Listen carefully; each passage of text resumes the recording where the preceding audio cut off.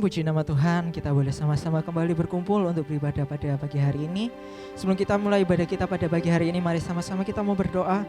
Bapa, terima kasih Tuhan, Engkau telah mengumpulkan kami, mempertemukan kami melalui ibadah online ini Tuhan. Kami percaya Tuhan, Engkau tetap mengurapi kami, Engkau tetap hadir tengah-tengah kami Tuhan. Bahkan ketika kami dibatasi oleh tempat dan waktu, dan kami percaya Tuhan, Engkau tetap melawat setiap kami. Kami serahkan ibadah kami mulai dari awal, pertengahan hingga pada akhirnya di dalam tangan-Mu yang kudus, Tuhan kami Yesus Kristus. Amin.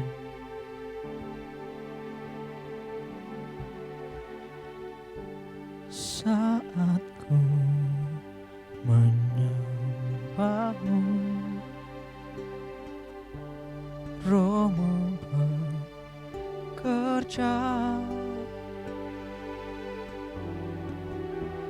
Saat ku memuji-Mu, Kau bertata di atas pujian. Ku angkat hatiku,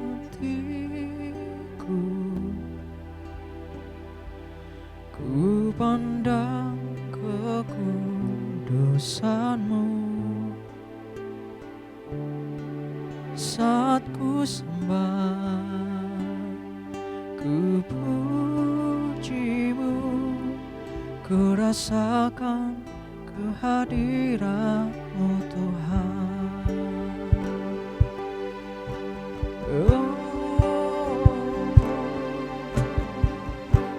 Saat ku menyembah-Mu,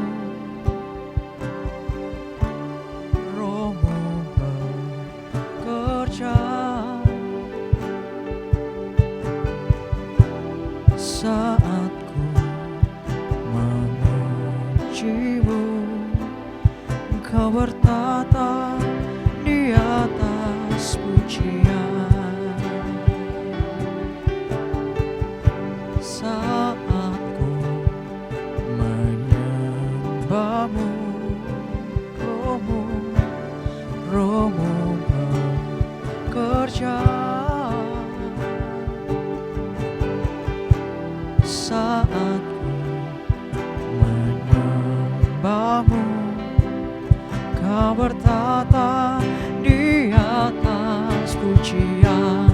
Ku angkat hatiku,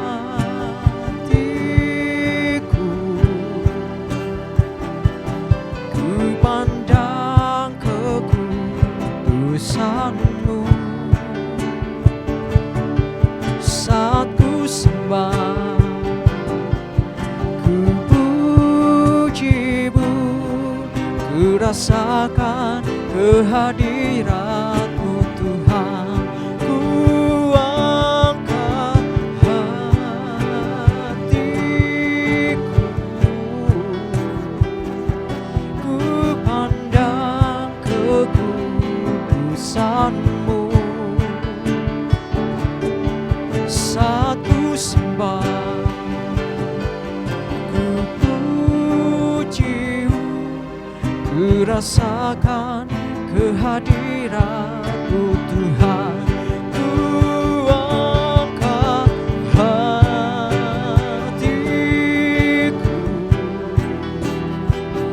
ku pandang kekudusan-Mu. Saat ku sembah, ku puji-Mu, ku rasakan kehadiran-Mu Tuhan. Saat ku sembah, saat ku sembah, ku puji-Mu, ku rasakan kehadiran-Mu Tuhan. Saat ku sembah,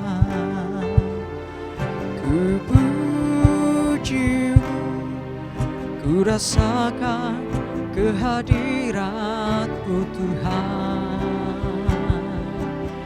Oh, haleluya, haleluya. Kami rasakan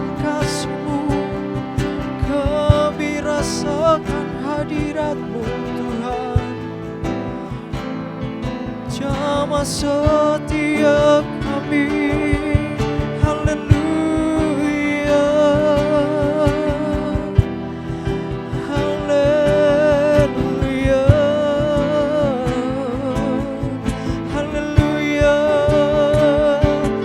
Sungguh besar Kau Tuhan, munyalah nama-Mu Yesus Tuhan. Kami sembah, kami tinggikan. Kudus, kudus nama-Mu Yesus. Haleluya,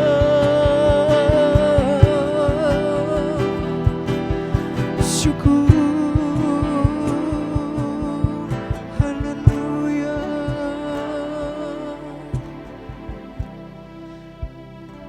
Sungguh besar Kau Tuhan.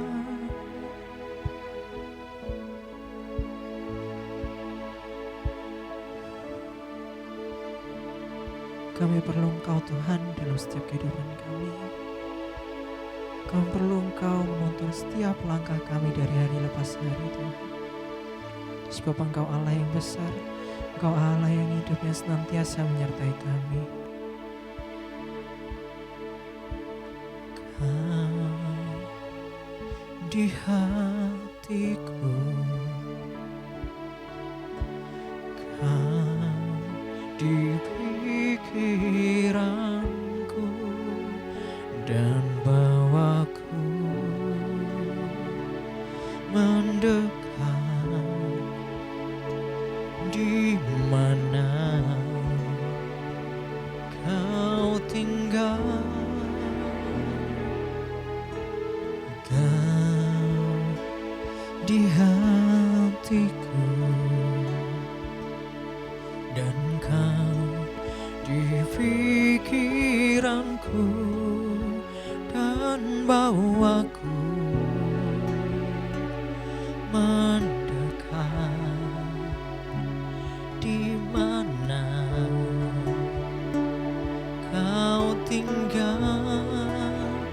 Ku perlu Kau Tuhan, menjamah hatiku. Ku perlu Kau Tuhan di hidupku.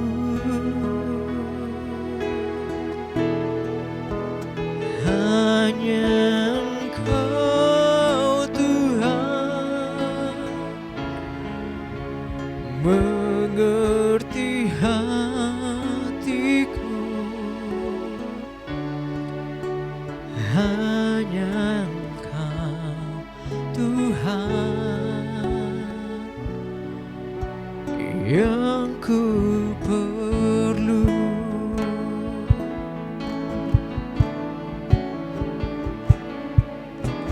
Kau di hatiku, Kau di pikiranku, dan bawaku mendekat di mana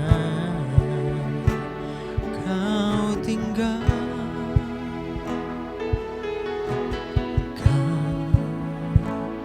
Di hatiku, dan Kau di pikiranku, dan bawaku mendekat di mana Kau tinggal. Ku perlu Kau Tuhan, menjamah hatiku. Ku perlu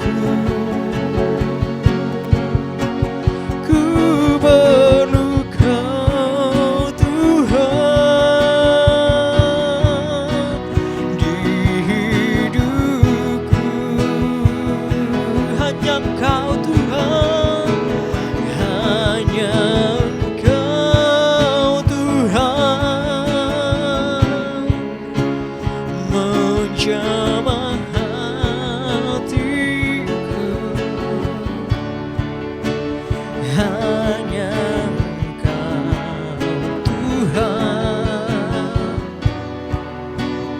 yang ku perlu. Ku perlu Kau Tuhan, menjamah hatiku. Ku perlu Kau Tuhan di hidupku.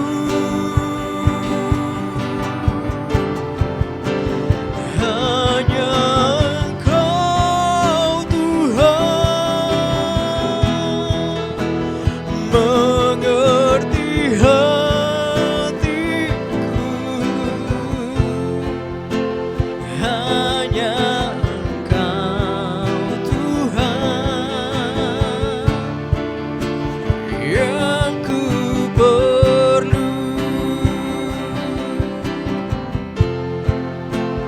Hanya Engkau Tuhan, hanya Engkau Tuhan,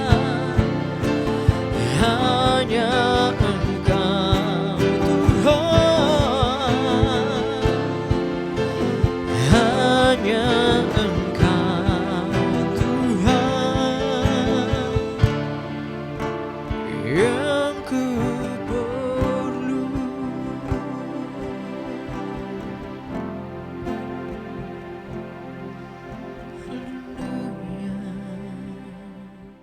Kami mengucap syukur ya Tuhan, pagi hari ini kami boleh datang beribadah lagi kepada Tuhan.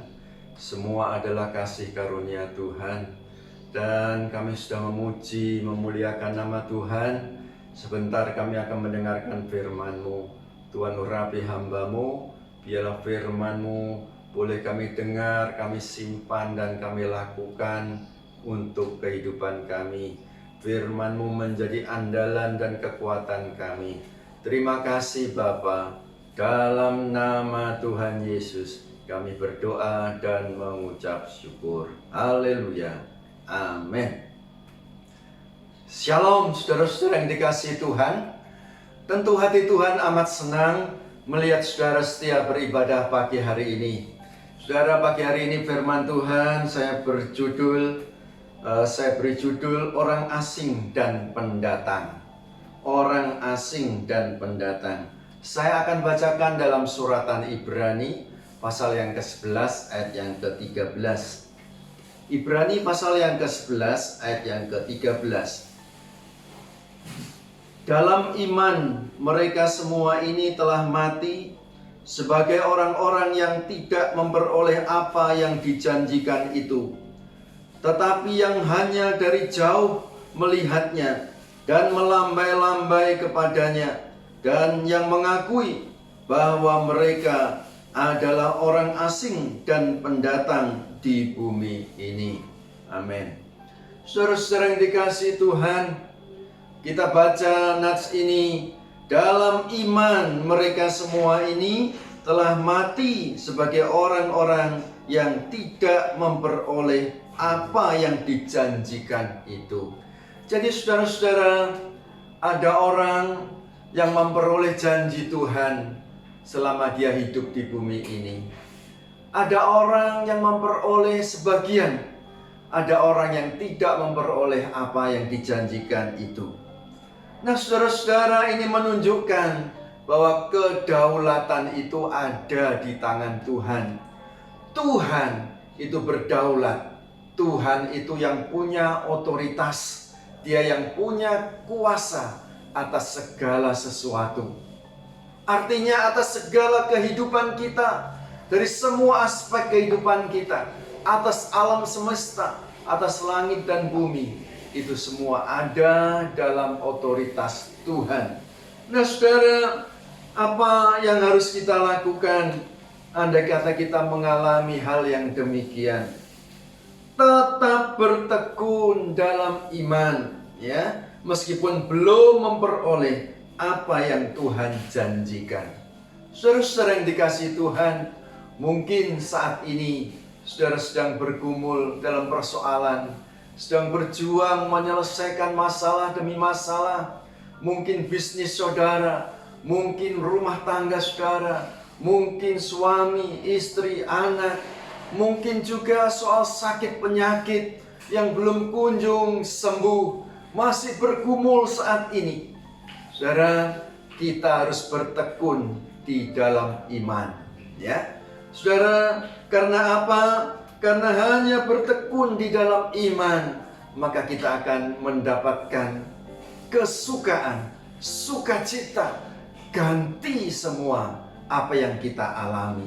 Saudara, dikatakan mereka yang tidak memperoleh apa yang dijanjikan selama mereka hidup di bumi, mereka hanya melihat dari jauh sambil melambai-lambaikan tangannya kepada apa yang dijanjikan itu. Mereka seperti orang asing dan pendatang di bumi.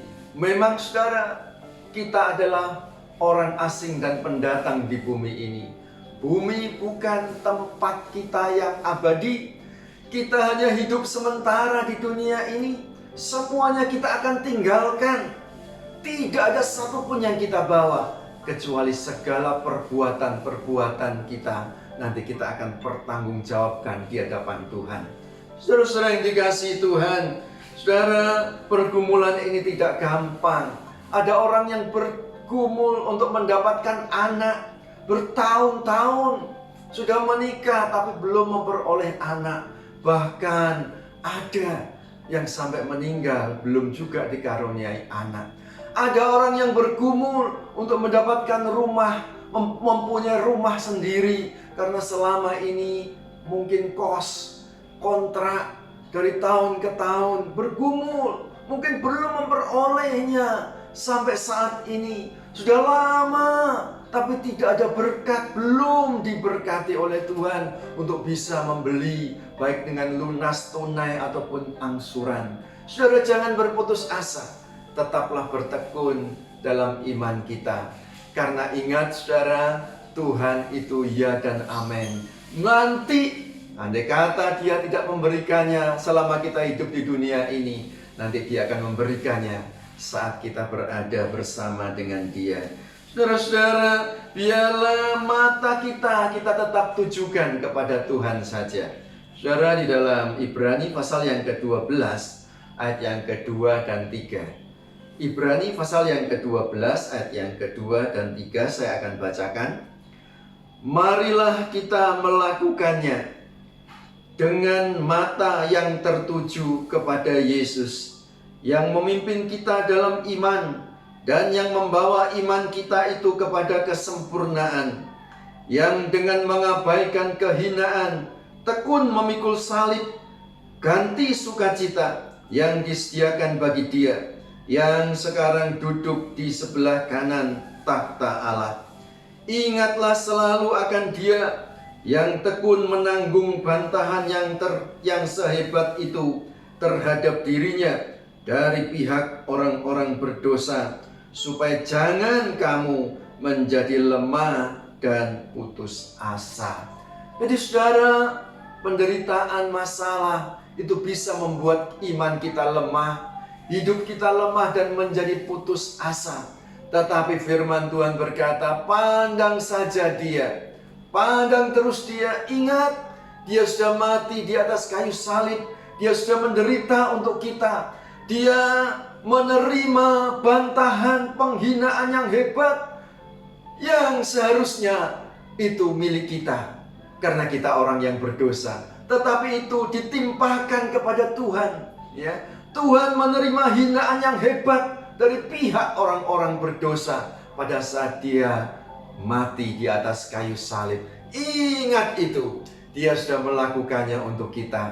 Sebab itu, kalau kita ingat Dia sudah menang, maka kita akan menang memikul salib kita, menyangkal diri kita. Karena kalau kita mau mengikut Tuhan, katanya, kata firman Tuhan, maka orang yang hendak menjadi muridku, kata Tuhan, dia harus memikul salibnya, menyangkal dirinya setiap hari, dan mengikut aku.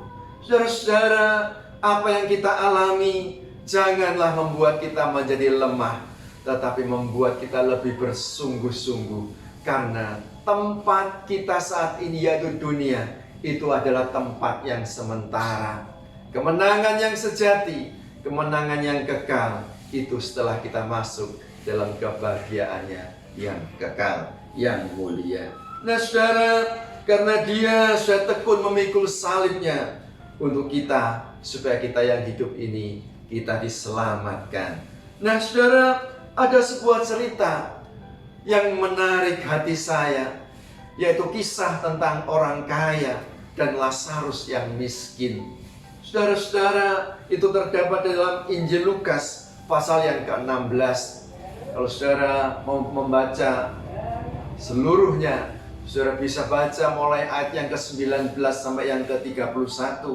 Injil Lukas pasal yang ke-16 ayat 19 sampai 31. Diceritakan di sana, dikatakan oleh Tuhan Yesus sendiri, ada seorang yang kaya yang setiap hari memakai kain ungu yang indah yang terbuat dari kain lenan yang halus.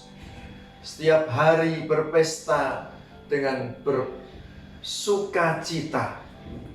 Jadi saudara, kain lenan halus yang berwarna ungu ini adalah pakaian kebesaran pada saat itu. Pakaian yang mahal yang hanya dipakai oleh raja, bangsawan, dan orang-orang yang kaya. Nah, orang kaya ini setiap hari memakai pakaian yang mewah ini, dan dia berpesta dengan bersukacita. Dan dikatakan ada lagi seorang yang bernama Lazarus yang miskin dan punya sakit, yaitu borok-borok di sekujur tubuhnya. Saudara, Lazarus ini tidak bisa bekerja karena penyakitnya. Orang tidak mau memakai dia karena dia sakit. Maka untuk menghilangkan laparnya, kata firman Tuhan, dia duduk di depan pintu orang kaya itu dan menantikan remah-remah atau sisa makanan yang jatuh. Nah saudara, dikatakan ada anjing-anjing di sana, bahkan menjilati boroknya itu. Jadi saudara, untuk mendapatkan makanan aja susah. Dia harus berebut dengan anjing tuan orang kaya itu. Jadi saudara, inilah hal yang terjadi. Nah saudara, sampai suatu saat maka matilah Lazarus ini. Jadi saudara, Lazarus mati ini dalam keadaan yang miskin dan sakit yang belum disembuhkan. Dia miskin dan sakit, kemudian mati. Jadi saudara, saya yakin dan percaya Lazarus itu ingin untuk sembuh. Tentu kalau dia sembuh, dia bisa bekerja, dia bisa mencari nafkah sendiri. Tidak seperti saat itu, dia harus datang meminta-minta, memohon belas kasihan kepada orang kaya itu. Nah saudara-saudara, inilah yang terjadi.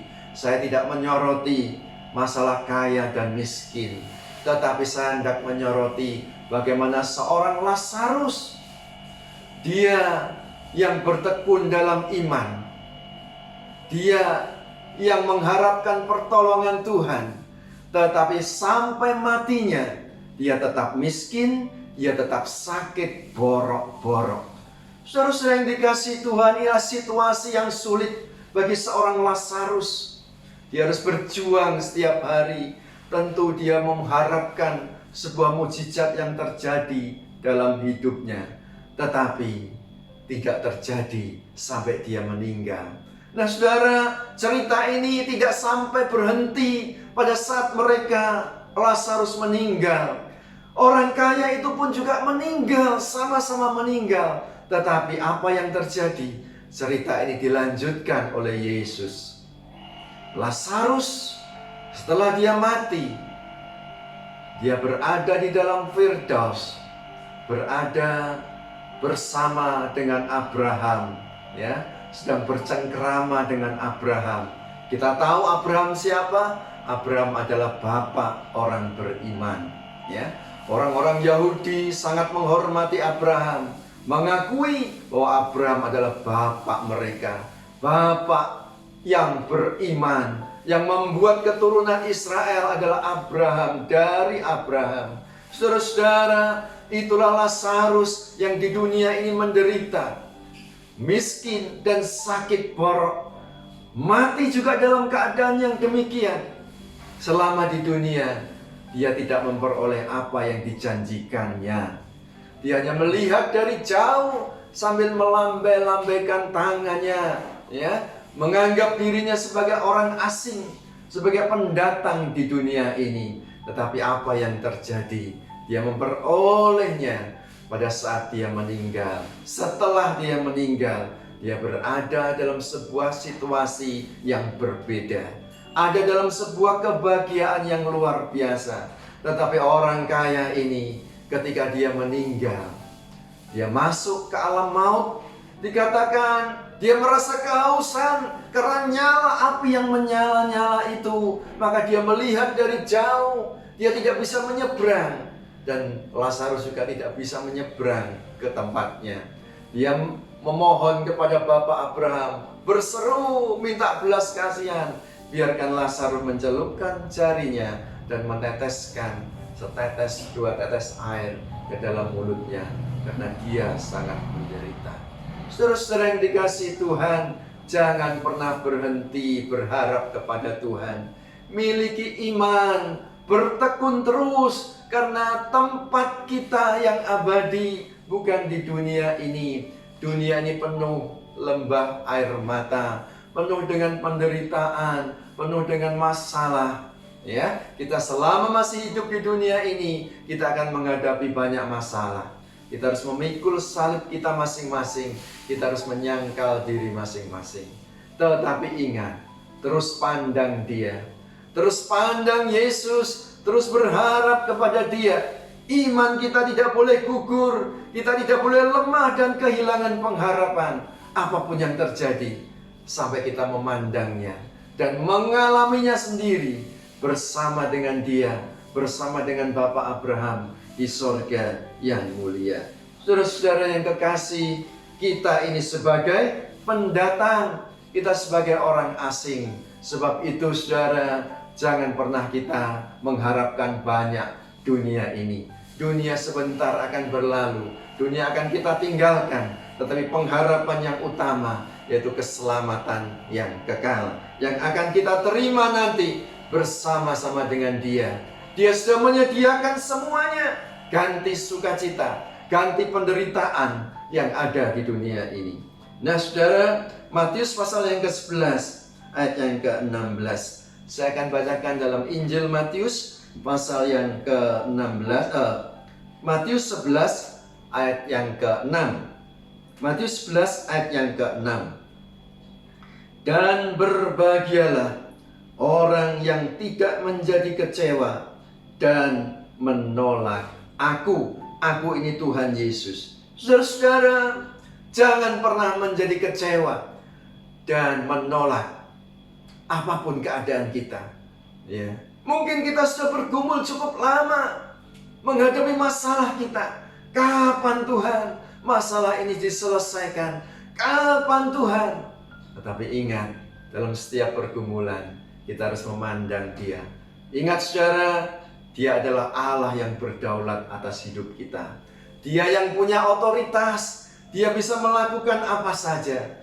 Kalau Tuhan berkenan, ya, Dia akan bisa melakukan, menolong hidup kita, melakukan mukjizat. Kalau Dia mau, Dia bisa melakukan itu.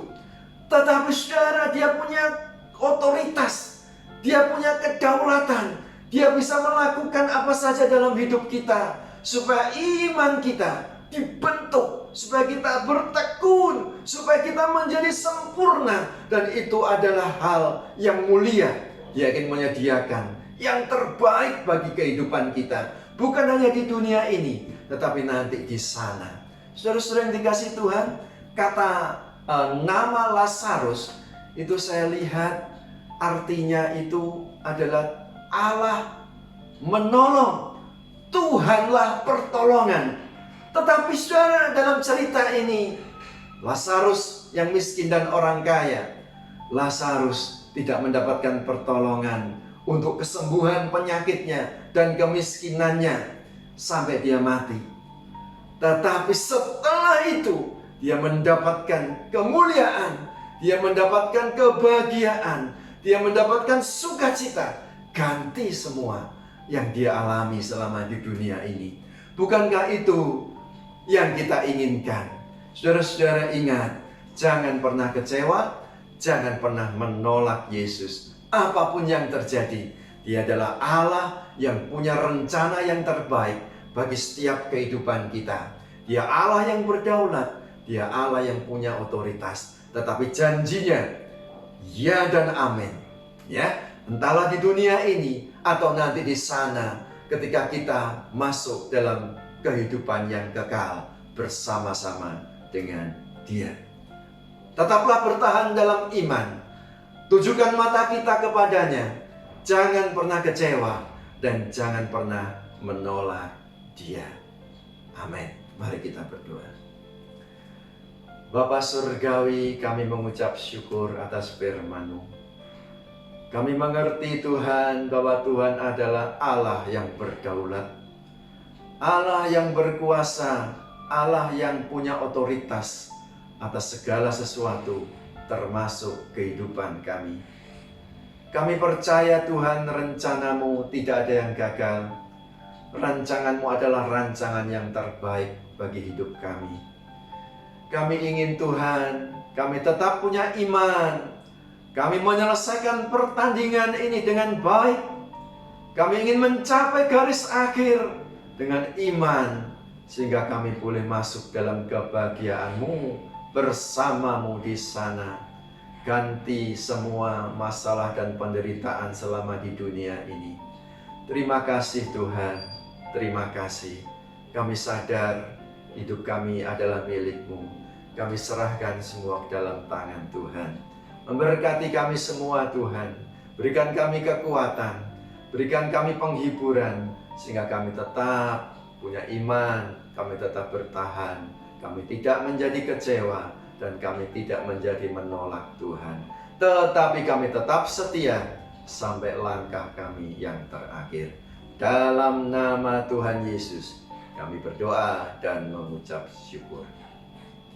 Bapa kami yang di sorga, dikuduskanlah nama-Mu, datanglah kerajaan-Mu, jadilah kehendak-Mu di bumi seperti di sorga. Berikanlah kami pada hari ini makanan kami yang secukupnya, dan ampunilah kami akan kesalahan kami, seperti kami juga mengampuni orang yang bersalah kepada kami. Dan janganlah membawa kami ke dalam pencobaan, tetapi lepaskanlah kami daripada yang jahat, karena Tuhanlah yang mempunyai kerajaan dan kuasa dan kemuliaan sampai selama-lamanya. Amin. Bapa, terima kasih. Bapa, terima kasih. Bapa di dalam surga, syukur, terima kasih. Amin. Mari kita angkat kedua tangan kita. Saudara-saudara yang dikasihi Tuhan, terimalah berkat Allah Bapa, cinta kasih Tuhan Yesus Kristus, dan persekutuan Roh Kudus kiranya menyertai kita sekalian mulai hari ini sampai selama-lamanya. Dalam nama Tuhan Yesus, bersama kita katakan, amin. Tuhan Yesus memberkati.